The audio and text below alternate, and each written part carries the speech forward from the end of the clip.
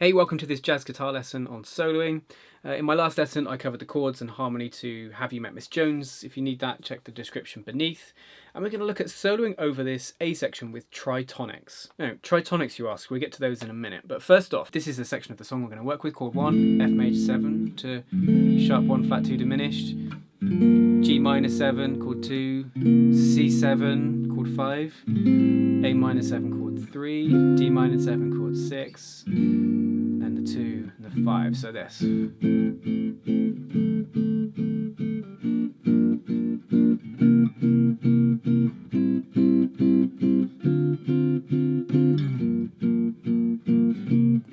we're back to the F.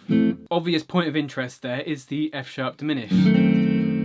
If you watch my last video, you know that's functioning as a dominant, really. It's like a dominant chord, like a dominant flat 9 chord. It's really like a D7 going into the G minor. That's the real obvious interesting chord there. Before we get onto tritonics, we need to be clear that we're in the key of F. Apart from that F sharp diminished chord, everything's in key. And that an F major scale, the key of F is F, G, A, B flat, C, D, E, F. Now, what is a tritonic scale? So a tritonic scale is a 3-note scale, and you could make so many different combinations of these. What we're going to do today is do a tritonic scale for each chord, and we're going to use the first, the second, and the fifth. So if you took the chord F, the first of that chord is F, the second or the ninth is a G, and the fifth is C. So it gives us this scale. This idea of working with less to kind of free your head up so you don't get too bogged down in loads of scales or loads of arpeggios. So, and we're going to try to find 1, 2, 5 on every chord. What this does, it really helps you internalize the sound of those intervals. It helps you create lines which follow on from one another. It also helps, I think, with just knowing your chord tones and knowing your intervals. So just playing on the beat, root second and fifth.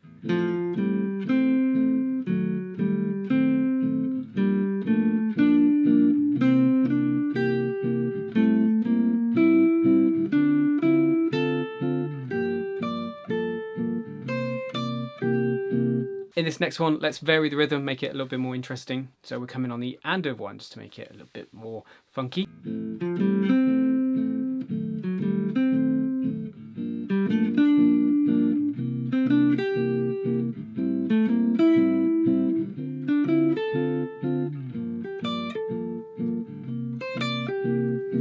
So let's try root fifth second. So you're finishing on the second, which is a bit different and can sound nice. Maybe not against every chord, but let's try it.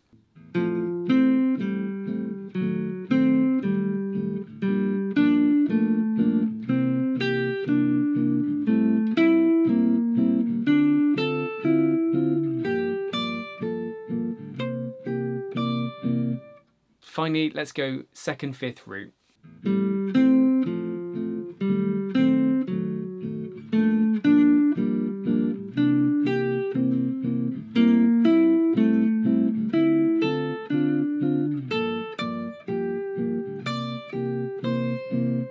In terms of the second, it can either be a tone or a semitone above where you are. So if you got an F, for instance, the major second is a tone above. The minor second's a semitone above. So some of those chords had major seconds, some had minor seconds. It depends on how the chord fits in with the harmony. But like on the A, for instance, we had B flat, which is a flat 2, rather than B, which is a major second. Why? Because B flat's in the key signature. None of those I've just played will be your end result. They're just stages and stages and getting these sounds into your ears and finding them on the fretboard. Here's a very simple solo just using 1, 3, 5.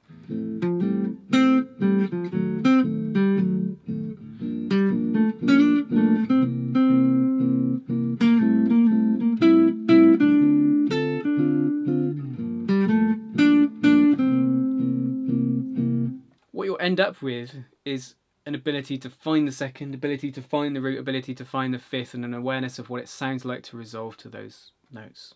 And the whole point of this is you develop a sense of a theme, a link between your ideas. You don't overcomplicate things. You know, your head's not full of 7-note scales and loads of arpeggios and modes and stuff. It's just a very strict aim of just trying to create things with those 3 notes.